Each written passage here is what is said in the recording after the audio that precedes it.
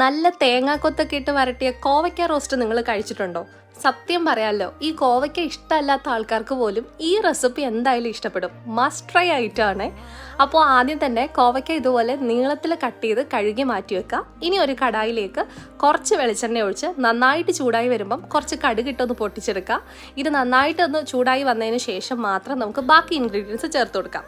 കോവയ്ക്ക ഇട്ട് ഒരു 5 മിനിറ്റ് ചൂടായി കഴിയുമ്പം ആവശ്യത്തിന് മഞ്ഞൾപ്പൊടി, ആവശ്യത്തിന് ഉപ്പ്, ഒരു 1/2 ടീസ്പൂൺ അളവിൽ കുറച്ച് കാശ്മീരി ചില്ലി പൗഡർ, അതല്ലെങ്കിൽ നിങ്ങൾക്ക് സാധാരണ മുളക് പൊടി വേണമെങ്കിലും ചേർത്ത് കൊടുക്കാം. ഇനി ഇതൊന്ന് 5 മിനിറ്റ് അടച്ചു വെച്ച് കുക്ക് ചെയ്ത് കൊടുക്കുക. അതിനുശേഷം കട്ടി കുറഞ്ഞ രീതിയിൽ എടുത്തിട്ടുള്ള തേങ്ങാക്കൊത്തിൻ്റെ കഷ്ണങ്ങളാണ് അതിട്ട് കൊടുത്ത് കുറച്ച് കായപ്പൊടി, ഇനി ഇതിലേക്ക് ഇടിച്ചു വെച്ച മസാലപ്പൊടി ചേർത്ത് കൊടുക്കുക. അത് ചേർത്തതിന് ശേഷം ലാസ്റ്റായിട്ട് കുറച്ച് സവോള അരിഞ്ഞതും കുറച്ച് കറി ലീവ്സ് ഇട്ട് ഒന്ന് വരട്ടിയെടുക്കുക. സംഭവം വേറെ ലെവലാണ് കേട്ടോ. അപ്പോൾ നിങ്ങൾക്ക് ഈ വീഡിയോ ഇഷ്ടമായാൽ ഫോളോ ഫോർ മോർ. ബൈ.